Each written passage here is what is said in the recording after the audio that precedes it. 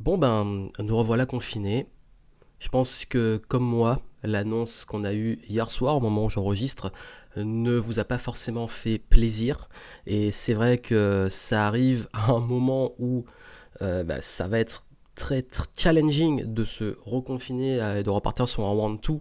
Là où, pour être honnête avec vous, je trouvais autant que la première fois, c'était un beau challenge, que c'était le monde entier qui se retrouve dans cette situation et que il s'est passé pas mal de belles choses malgré toutes les galères et que là on repart pour un tour en se disant ouais j'ai pas forcément envie, on n'arrive pas forcément à tout comprendre et par rapport à ça j'ai envie de partager avec vous ce que j'en pense vraiment, ce qui pour moi est judicieux de faire à ce jour en tant qu'entrepreneur, en tant que chef d'entreprise ou pour ceux aussi qui souhaitent se lancer, qui sont sur des projets et quel est le meilleur mindset à avoir en ce moment. Et je vous dirais aussi que je n'ai pas forcément toutes les réponses, puisque je vais partager aussi, moi, mon état d'esprit actuel et comment je vois les choses et comment je vais gérer cette deuxième vague et ce one-two. Et quand j'ai regardé ce webinar de Macron, j'ai bien dit webinar parce que j'ai l'impression de voir un webinar avec toute la structure d'un webinar, c'est-à-dire il parlait des problèmes, parler des fausses solutions et amener à adopter et mettre en place ce qui serait la bonne solution pour finalement vendre la solution. Sauf que c'est le genre de webinar où on n'est pas vraiment très content de ce qu'on nous vend, on n'a pas forcément envie de l'acheter, mais bon, là on n'a pas trop le choix. Et qu'est-ce qu'on fait? Franchement, je suis passé en accéléré par les 5 phases du deuil, que ça soit le déni, première phase, à me dire mais non, on va quand même pas le faire, c'est pas possible, on va pas repartir pour un tour. Et puis c'est une sorte de choc de se dire il a vraiment fait ça, il a vraiment dit ça, on va vraiment être confiné, il va vraiment repartir sur un tour. Qu'est-ce qui va se passer là pour l'économie? Qu'est-ce qui va se passer pour tous ces commerçants? Qu'est-ce qui va se passer pour nous? Quelles vont être les conséquences aussi morales pour la population, parce que ça marque ces choses-là, et rentrer dans une sorte de déni, de se dire non, c'est pas possible, c'est une blague, ils vont revenir, non, on veut pas accepter le truc. Deuxième phase du deuil, la colère. La colère, se dire non là vraiment, c'en est trop, j'en ai marre, il me saoule. Colère qui amène presque une sorte de haine, et je vous avoue que pour le coup j'ai vraiment une dent contre cette décision, et se dire ouais là, ça suffit quoi. Puis vient la troisième phase du deuil, qui est la négociation. Se dire, bon, euh, qu'est-ce qu'on peut faire pour retrouver la liberté? Est-ce qu'il n'y a pas un moyen de trouver une solution? Est-ce qu'il n'y a pas... voilà, il y a peut-être un truc qu'on peut faire, là, ils ne vont pas faire ça, on peut peut-être négocier, plus de souplesse, je sais pas. Et puis vient la quatrième étape qui est la tristesse, la dépression, se dire, bon, c'est fait. Je crois qu'on est pas mal à être beaucoup sont dans ces phases-là, que ça soit colère, remettre les choses en cause, et puis aussi déprime, je crois que c'est la plus forte parce que dans le temps ça commence à durer et on repart pour un tour. Et puis vient la phase d'acceptation. Et là je dis pas accepter en se disant d'un point de vue fataliste, mais se dire bon ok, qu'est-ce que je contrôle, qu'est-ce que je contrôle pas, et qu'est-ce que je peux faire. Et comment nous pouvons prendre nos responsabilités. Et quand je dis prendre nos responsabilités, c'est pas que c'est notre faute, ce n'est pas prendre les responsabilités dans le sens de se dire on est tous responsables de ça, mais comment moi, à l'échelle individuelle, à l'échelle collective, je peux prendre des responsabilités et faire de cette galère une opportunité. Oui, parce que on arrive à un stade où on a bien vu, même avant ça, qu'il y a une fatigue accumulée, qu'il y a un ras-le-bol, qu'il y a beaucoup de tensions dans le pays, qu'il y a aussi des faits divers qui n'aident pas et qui attisent pas mal justement de colère, de haine, d'indignation, d'injustice, qui font que on n'est pas dans le meilleur climat du monde en ce moment, vous l'avez remarqué, et que ça, quand ça arrive, en fait, c'est la goutte d'eau qui peut faire déborder le vase. Mais je pense que c'est, comme vous le savez, c'est beaucoup plus facile de tomber dans la colère, dans la haine, dans la peur aussi, que de prendre du recul et se dire, bon ok, qu'est-ce qu'on peut faire? Parce que oui, on peut blâmer, et c'est très facile, beaucoup le font en ce moment, c'est très facile de blâmer. Il y a aussi parfois des pensées qui reviennent de ça, je suis humain, de se dire ouais mais j'ai envie de blâmer, que ça soit les gens qui n'ont rien respecté, que ça soit ce gouvernement, que ça soit le manque peut-être de civisme au quotidien, que ça soit les décisions, bref. Mais en même temps, qu'est-ce que ça va changer? Si je me mets à râler, si je me mets à mouliner, qu'est-ce que ça va changer? Pas grand-chose. Alors oui, il y a certains qui appellent à la révolte, d'autres qui appellent à d'autres mesures beaucoup plus qui seront moins contraignantes, certains parlent de liberté individuelle, etc. Oui, mais maintenant, à mon échelle, moi je ne peux pas faire grand-chose. Et je ne suis pas expert sur les sujets qui sont abordés. Je me dis, à leur place, qu'est-ce que j'aurais fait? J'avoue que d'un petit côté, je me dis, bon, si je gérais mon entreprise comme il gère le pays, j'aurais fait faillite au moins 10 fois dans l'année. Mais d'un autre côté, je sais pas ce qui se passe, j'ai pas toutes les réponses, on ne comprend pas tout. Maintenant, qu'est-ce que je fais? Qu'est-ce que je fais concrètement? C'est ça, prendre ses responsabilités. C'est-à-dire que on peut voir ça comme une nuisance sur les libertés, perdre ses libertés, c'est toujours... On vit dans un état d'urgence depuis des années, on se dit c'est bon. Ou se dire, bon ok, là peut-être que c'est l'occasion de faire quelque chose pour soi, pour le collectif. Et moi je vais vous dire vraiment mon mindset par rapport à ça, et je suis transparent, je vous dis que c'est pas forcément agréable, que cette nouvelle, je la prends pas forcément avec une très grande, on va dire, joie, et que ça m'a aussi mis en suspens pas mal de projets. Mais d'un autre côté, je me dis c'est pas grave, parce que j'ai la santé, parce que je suis en sécurité, parce que je ne risque pas, même si ça dure plusieurs mois, de voir mon business mourir. Je ne vois pas non plus, j'ai pas des réels dangers, même pour mes proches, tout le monde va bien. Les personnes à risque, ben, je sais pas si c'est une bonne chose ou pas, notamment mes grands-parents ne sont plus de ce monde, donc ils sont partis, j'ai presque envie de dire, peut-être au bon moment, avant ce bordel. J'ai pas eu à vivre ce que beaucoup ont vécu, qui est très difficile. Et c'est pour ça que je relativise beaucoup en me disant, c'est dur, c'est pas agréable. Pour le collectif, j'ai beaucoup d'empathie pour tous ces commerçants, ces personnes qui vont souffrir par rapport à ça, et aussi les personnes qui sont éloignées de leurs proches, les personnes qui vont mal vivre pour plein de raisons ce nouveau confinement. J'ai envie de dire, oui, mais si je tombe dans la colère, si on tombe dans la division, parce que vous avez vu que moi, le truc qui me dérange le plus, très honnêtement, et sur lequel je prends beaucoup de recul, c'est le traitement médiatique de tout ça. J'ai déjà pas un très bon rapport avec les médias, mais comment c'est traité en ce moment, c'est vrai que ça crée beaucoup de peur, de tension, et encore plus de division. Et plus vous allez tomber dans ça, plus vous allez tomber dans une division, quand je parlais de blâmer, de chercher des responsables, de chercher des coupables, de vouloir absolument vous diviser sur des opinions divergentes. On l'a vu qu'en ce moment il y a beaucoup de toxicité dans les débats d'idées, dans les donner un avis, etc. Mais en fait, on veut tous la même chose. C'est être libre et avoir la paix, quelque part. Et j'ai envie de dire, en fait, on n'est pas libre quand on passe son temps à se laisser justement emporter par la peur, la haine, la division et les choses comme ça qui sont justement des outils. Il y en a beaucoup qui disent que c'est de la manipulation, ben il y a quoi de mieux pour manipuler que diviser les gens. Donc par rapport à ça, j'ai envie de dire, surtout faites attention par rapport à ça, parce que je vois beaucoup qui tombent dedans, qui, comme ils n'ont pas le même avis que les autres, ben, il y a beaucoup d'agressivité, presque de haine de l'autre. Et ça, justement, c'est ça qui crée encore, et qui amplifie encore plus les problèmes. Et surtout, qui ne vont pas les résoudre, qui vont faire qu'on va se retrouver dans une situation qui va faire qu'empirer, qu'on va de plus en plus mal vivre. Du coup, j'ai plus envie de dire, c'est peut-être le moment, justement, de régler ce qu'il y a à régler chez soi. Quand je dis chez soi, avec soi-même, ses propres démons, j'en ai beaucoup parlé pendant le premier confinement, j'ai dit que il y a tout ce qui peut ne pas aller chez nous, qui pouvait remonter pendant ces périodes. Et je pense que vous l'avez vécu.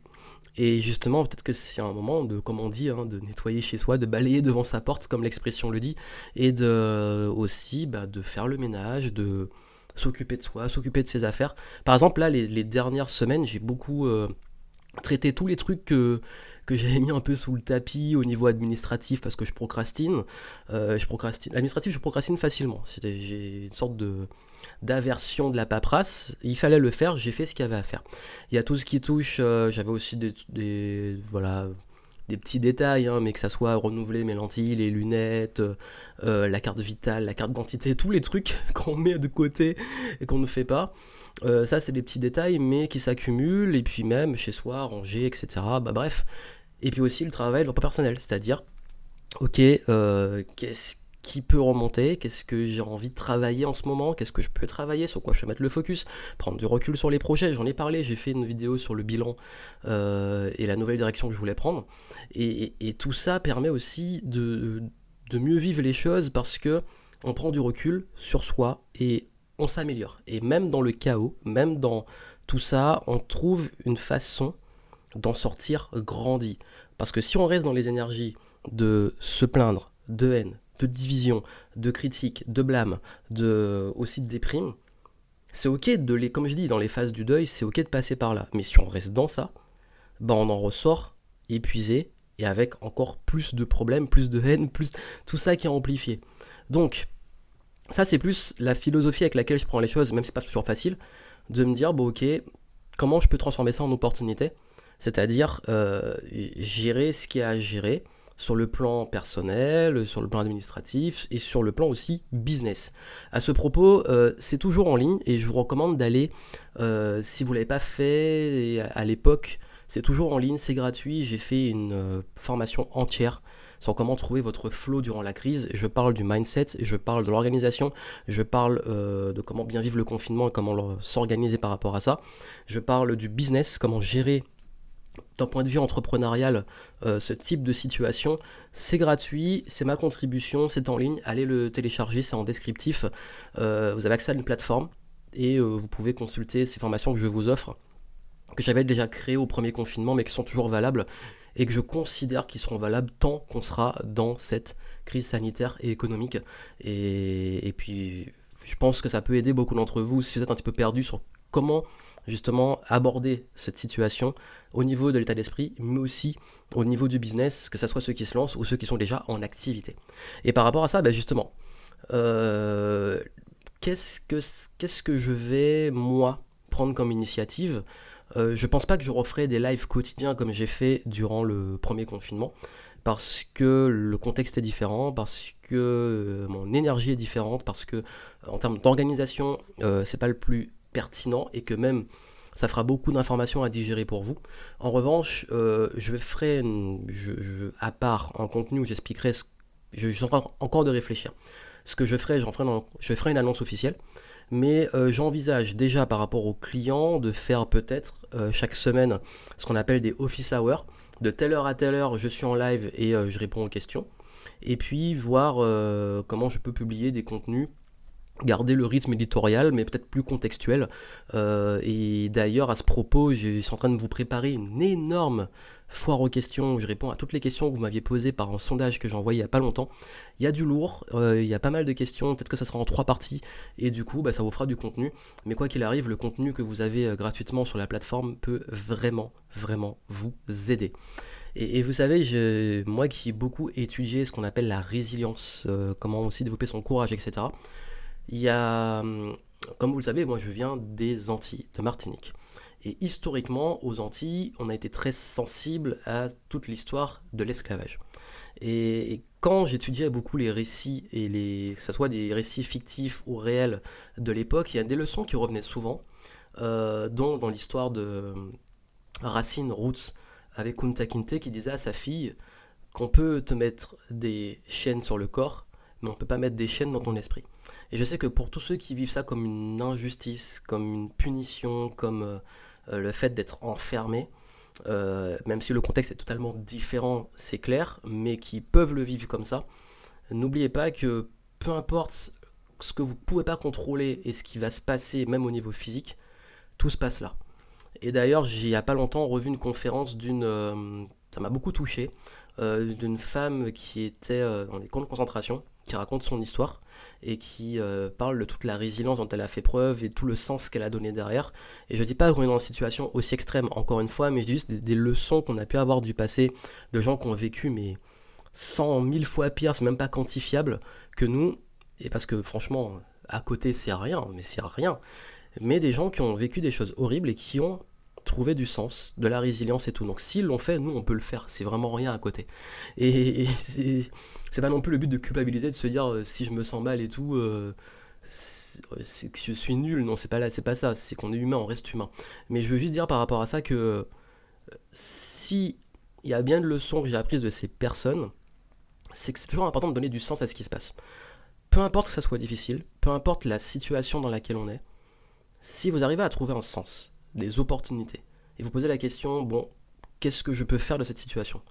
Ça peut être des choses que j'ai pas eu le temps de faire entre temps, que j'aurais pas fait si c'était pas le contexte qui était arrivé, des choses nouvelles que je peux faire. Ça peut être aussi peut-être de commencer à apprendre de nouvelles compétences. Pendant le premier confinement, j'étais content parce que j'ai appris plein de choses, j'ai pris plein d'initiatives que j'aurais jamais faites si c'était pas arrivé.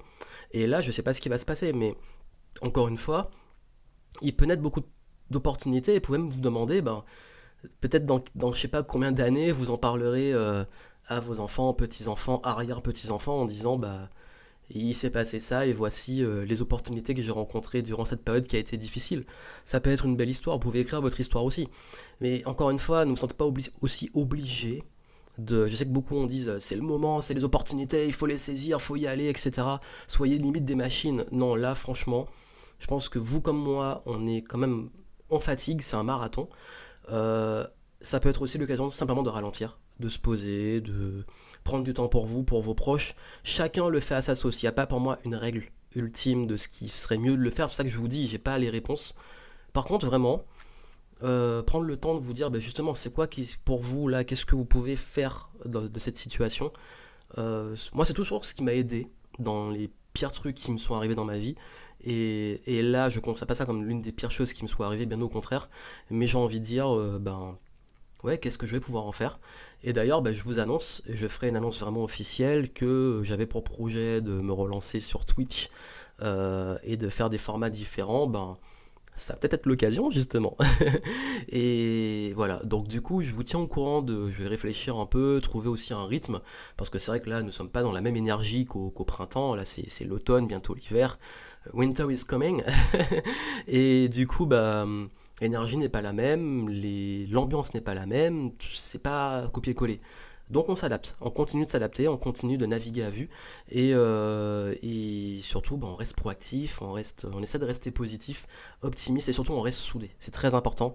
On reste soudé parce qu'il y a un jeu en ce moment qui crée beaucoup de divisions, de rejets, de conflits et je crois que c'est à nous de prendre les devants en tant que leader pour vraiment, vraiment, vraiment plus que jamais rassembler autour de valeurs. On peut ne pas être d'accord, on peut avoir des opinions différentes, mais là en termes de valeurs, il est vraiment important de se respecter, de respecter les autres. Et quand on parle de liberté, ben justement, c'est pas que de la liberté individuelle, c'est aussi le bien du collectif et qu'on pense beaucoup plus collectif aux autres et qu'on essaie justement de trouver aussi sa place et sa contribution.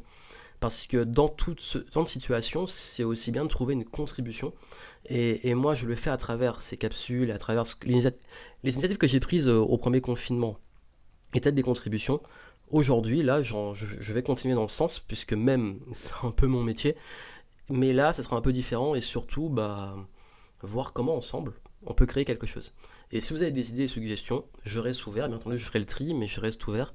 Et puis dites-moi, vous, bah, quelle opportunité vous pouvez trouver dans cette situation, même aussi dure soit-elle. Je sais que c'est dur à entendre, mais pour moi, c'est la meilleure façon de gérer ce genre de choses que finalement, ben oui, on ne contrôle pas tout, mais on peut décider ce qu'on en fait. Donc voilà, c'était mon partage. Je vous souhaite beaucoup de courage, il en faudra. On se retrouve et puis j'espère que voilà, prenez soin de vous, c'est très important. Ne l'oubliez pas et puis on se retrouve très très vite dans les prochaines capsules. À très vite.